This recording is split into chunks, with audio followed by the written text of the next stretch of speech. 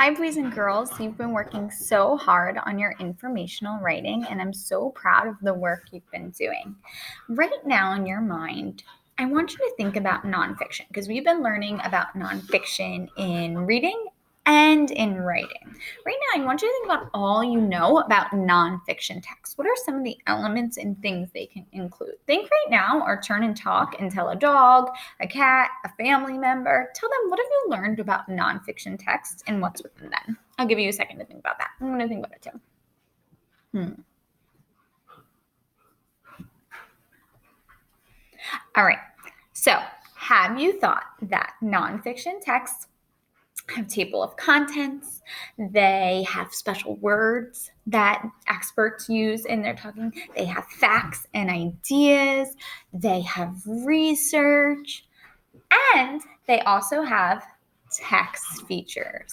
Text features are like pictures, diagrams, captions, maps, glossaries.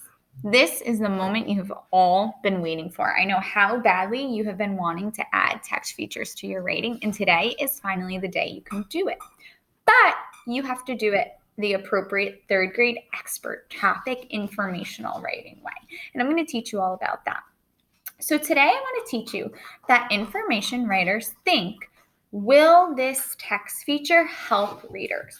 And they include only the text features that will help readers.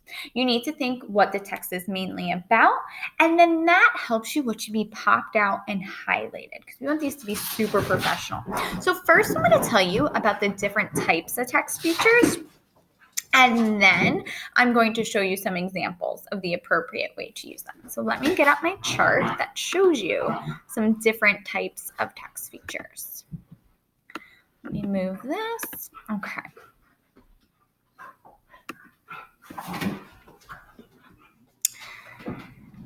All right, let's see. Okay.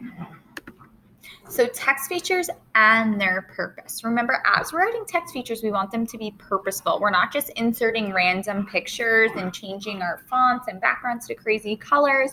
We want everything to be purposeful and professional, just like when real experts write their books.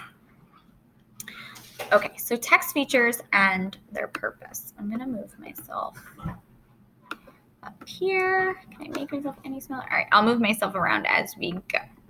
So the first types of text features are drawings and photographs. The purpose of these is that they allow the reader to visualize the subjects and what the author is talking about.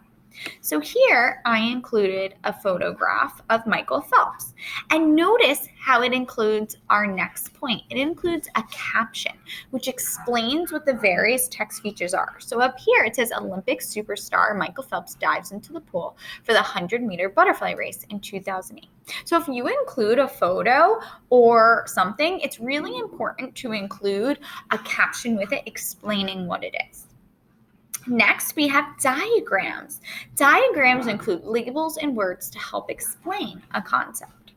We also sometimes have definition boxes which explain what important vocabulary words mean. Sometimes you can also have a map which help readers understand about the geography or a place something is of a topic. Maybe I'm talking about the Tokyo Olympics this summer and someone's like, I have no clue where Tokyo is. I can include a map to help them. You can also include timelines that show the sequence or orders of events if you're talking about a lot of things maybe happening throughout history. And then at the end of the book, you can also include a glossary, which includes key vocabulary words used throughout your book. So here are some of them. So again, we have a photo with a caption, a map, a diagram with words and labels, a part of a glossary. You can even include fun text boxes with fun facts, vocabulary words, and all that. So let me show you some examples of how you can now do this in your writing. Okay, so let me show you how I did this in my writing on my chapter about equipment you need. So I added some more to it, I revised a little bit, and I added in some text features. So let me show you. So this is my chapter 1 called Super Swimming Supplies, and I even revised my chapter title to make it a little bit more spicy and fun. So I said there are several things you need for swimming before you just dive right into the pool. To begin, you need a bathing suit. not just any old bathing suit. Put the bikini away. The bathing suit needs to be a one piece that is sleek and tight. This helps you glide through the water. You also need a swim cap and goggles.